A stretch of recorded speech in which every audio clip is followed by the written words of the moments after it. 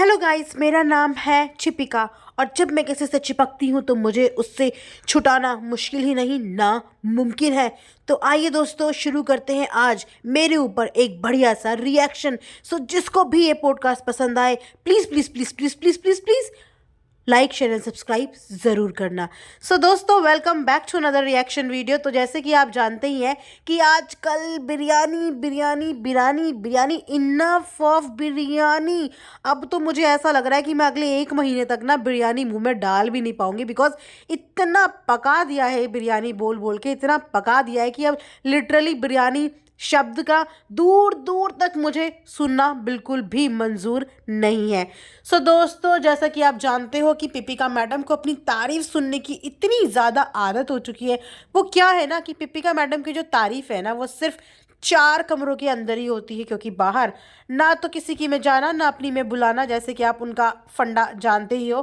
तो पिपिका मैडम के घर के लोगों को पिपिका मैडम ने खिला खिला के इतनी तारीफ़ें बटोर ली, इतनी तारीफ़ें बटोर ली कि अब उन्हें ना तारीफ़ सुनने की जैसे आदत सी हो चुकी है।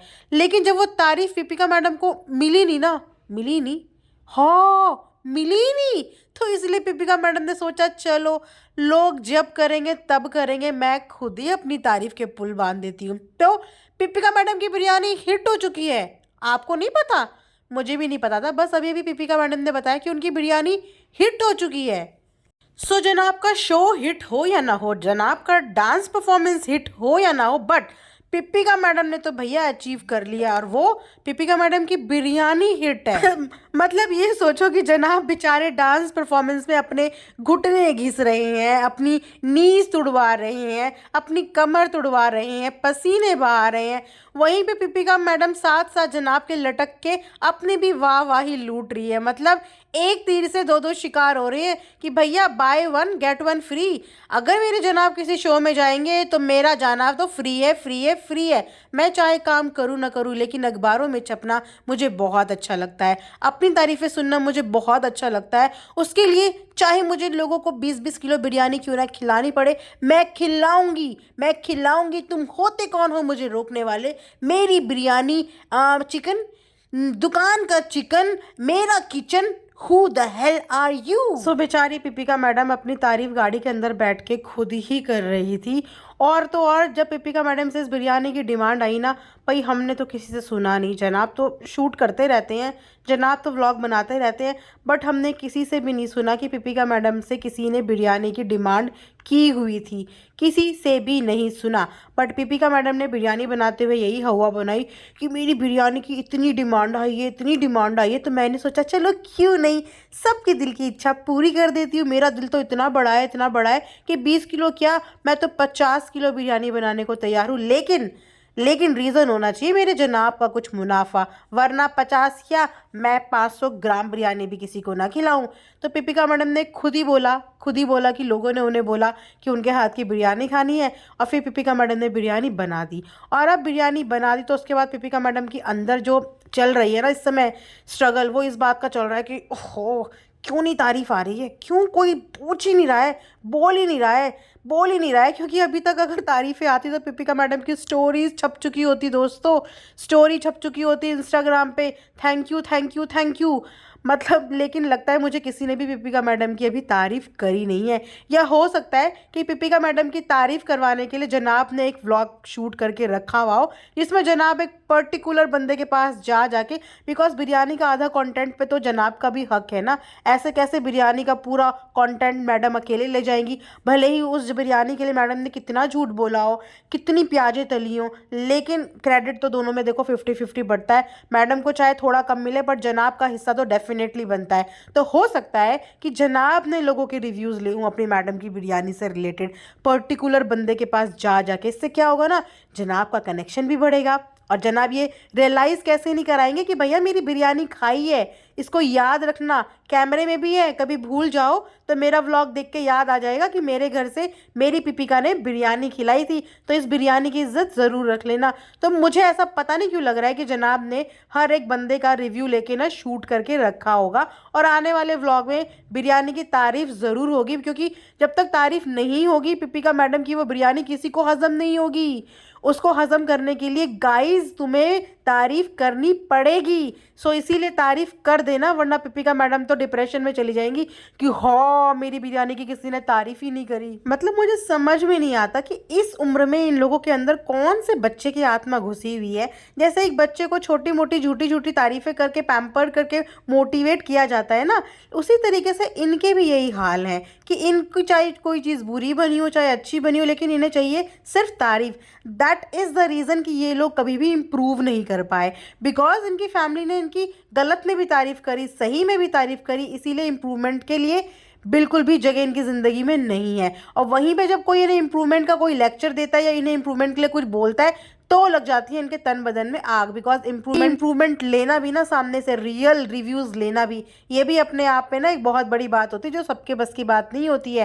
खासकर मैडम और जनाब के बस की तो बिल्कुल भी नहीं है, क्योंकि अगर ऐसा होता तो जनाब अपनी मैडम को अभी तक चीज़ों के बारे में बता देते। मतलब अब गुजिया देख लो, साफ पता चल रहा था कि गुजिया बिल्कुल कच्ची पड़ी हुई है। बिल्कुल गुजिया इतनी फुली फुली होती है, वो गुजिया ऐसे पिचक के बैठी हुई थी जैसे कि उस गुजिया की परात के ऊपर कोई बैठ गया हो। सफ़ेद रंग की गुजिया, ढंग से पकी हुई भी नहीं थी, लेकिन फिर भी जनाब के मुंह से ये नहीं बोला गया ये गुजिया थोड़ी कच्ची लग रही है, जब मजाल है जनाब बोल दे।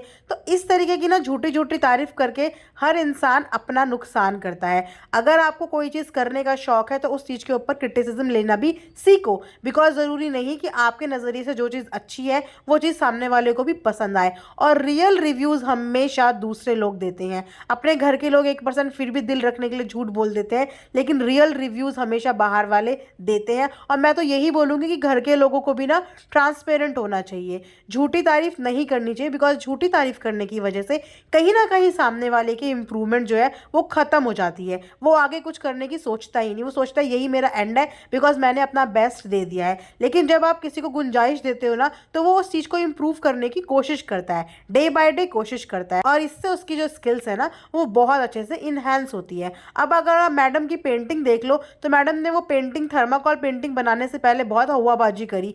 मैं इतने कार्टून्स बनाती थी, मैं वो कार्टून्स बनाती थी, हालांकि मैंने वो कार्टून्स कभी नहीं देखे, बट उन्होंने बोला तो उनको किसी ने ये नहीं बताया कि इससे आगे भी लोग होते हैं। मतलब मैडम आपसे आगे भी एक लेवल है और उससे आगे भी एक लेवल है, और आप उस लेवल में कहीं पे भी नहीं हो। लेकिन उसी नॉर्मल सी पेंटिंग की जो एक आई थिंक 5th-6th क्लास का बच्चा भी बना दे, उसकी उनके घर वालों ने इतनी तारीफ कर दी होगी, इतनी तारीफ कर दी होगी कि मैडम ने सोचा होगा ये वर्ल्ड की दी बेस्ट पेंटिंग है।